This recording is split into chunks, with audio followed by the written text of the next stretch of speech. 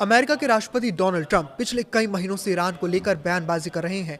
पहले उन्होंने वेनेजुएला में रातों रात कार्रवाई करके वहां के राष्ट्रपति को उनके बेडरूम से गिरफ्तार करवा लिया और वेनेजुएला के तेल पर अपना कब्जा कर डाला। इसके बाद उन्होंने रुख किया ईरान का। हालांकि उनका ये दांव इतना आसान नहीं था।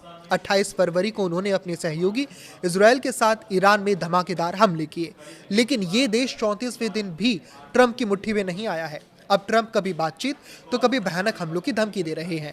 वहीं ईरान ने भी जवाब दिया है कि वो ये सब और नहीं सहने वाला। हालांकि डोनाल्ड ट्रंप दावा कर रहे हैं कि अमेरिका इस जंग को जीत चुका है। उसने अब तक ईरान में पहली लाइन के सारे नेताओं को खत्म कर दिया है और ये कहना गलत नहीं होगा कि ईरान के पास एक ढंग का लीडर भी नहीं बचा है और उसकी सारी सेनाएं खत्म हो चुकी हैं। ट्रंप ने यह भी कहा कि युद्ध बस खत्म होने ही वाला है और सबसे महत्वपूर्ण बात कि उन्हें हॉर्मुज से कोई लेना देना नहीं है। जिसकी प्रॉब्लम है वो देखे। जहां तक बात तेल की है तो अमेरिका देने के लिए तैयार है और अगर नहीं लेना है तो हॉर्मुज से जाकर खुद ले ले। तो इस तरह की बयानबाजी आई है ट्रंप की ओर से। ये लापरवाही दर्शाती है कि आपने जिस युद्ध को शुरू किया अब आप उससे अपने पैर खींच रहे हैं और जो परिणाम है वो दुनिया पर थोप रहे हैं, जो कि दुनिया ने शुरू भी नहीं किया। इस बीच ये भी जानना जरूरी है कि आखिर इस जंग में अब तक क्या क्या हुआ। अमेरिका का कहना है कि वो ईरान के साथ वार्ता कर रहा है, लेकिन ईरान की ओर से इस बात से इनकार किया जा रहा है। विदेश मंत्री अरागची ने कहा कि उन तक संदेश पहुंचे हैं, लेकिन प्रत्यक्ष वार्ता नहीं हो रही। वहीं अमेरिकी विदेश मंत्री मार्को रूबियो का कहना है कि ईरान झूठ बोल रहा है। ईरान में सूत्रों के हवाले से खबरें आई हैं कि अब वहां पर कोई चुनी हुई सत्ता काम नहीं कर रही है। सुप्रीम लीडर को गहन सुरक्षा में कहीं रखा गया है, जहां से उनसे संपर्क नहीं हो रहा।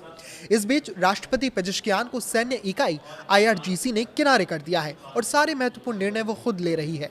अमेरिकी राष्ट्रपति के युद्ध खत्म करने के ऐलान के बाद बुधवार को ईरान ने पूरे दिन अमेरिका के बेसिस को निशाना बनाकर खाड़ी देशों पर हमले किए। वहीं ईरान के प्रॉक्सी के तौर पर लड़ रहे हिजबुल्लाह ने इजरायल के उत्तरी इलाकों पर रॉकेट छोड़ने का दावा किया। इसके जवाब में इजरायल ने भी लेबनान की सीमा पर जमकर बम बरसाए। अमेरिकी राष्ट्रपति ने साफ कर दिया है कि युद्ध से अमेरिका जल्द ही बाहर आने वाला है। उन्होंने साफ किया कि हॉर्मुज उनके युद्धों के लक्ष्यों में शामिल ही नहीं था। ऐसे में जिन देशों का तेल वहां फंसा है वो खुद उसे बाहर लाएं। अमेरिका बिना हॉर्मुज के खुले भी युद्ध खत्म कर सकता है। रूस ने कहा कि वो ईरान से जुड़े संघर्ष को सुलझाने में मदद करने के लिए तैयार है। क्रेमलिन के प्रवक्ता दिमित्री पेस्कोव ने बताया कि राष्ट्रपति व्लादिमीर पुतिन लगातार क्षेत्र के नेताओं से बातचीत कर रहे हैं। पेस्कोव ने कहा कि अगर रूस की सेवाओं की जरूरत पड़ी तो वो सैन्य स्थिति को जल्द से जल्द शांति की ओर ले जाने में अपना योगदान देने के लिए पूरी तरह तैयार है। वहीं इराक की राजधानी बगदाद में 24 से 48 घंटों के भीतर हमले का खतरा बताया गया है। अमेरिकी दूतावास ने चेतावनी दी है कि ईरान समर्थित आतंकी मिलिशिया अमेरिकी नागरिकों और उनसे जुड़े ठिकानों को निशाना बना सकते हैं। इन संभावित हमलों में होटल, एयरपोर्ट, दूतावास, कंपनियां और यूनिवर्सिटी और ऊर्जा से जुड़े जितने भी ठिकाने हैं वो सब शामिल हो सकते हैं। साथ ही अपहरण का भी खतरा बताया गया है। अमेरिकी प्रशासन ने साफ कहा है कि इराक में मौजूद सभी अमेरिकी नागरिक तुरंत देश छोड़ दें और किसी भी हालत में यात्रा न करें।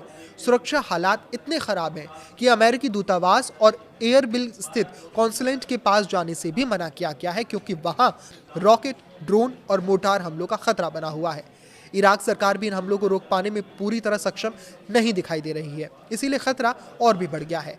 ऐसे में डोनाल्ड ट्रंप ने अपने संबोधन में मोस्ट अवेटेड मुद्दे स्ट्रेट ऑफ हॉर्मुज के खुलने पर कोई बड़ा ऐलान नहीं किया, बल्कि उन्होंने यहाँ फंसे हुए देश को एक सलाह दी है।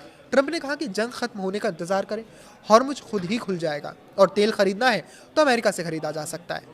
बहरहाल ये मुद्दा फिलहाल काफ़ी लंबा चलने वाला है। इस पर आपकी क्या राय है हमें कमेंट करके ज़रूर बताएं। लाइक करें, शेयर करें और इसी तरह जुड़े रहें। नमस्कार।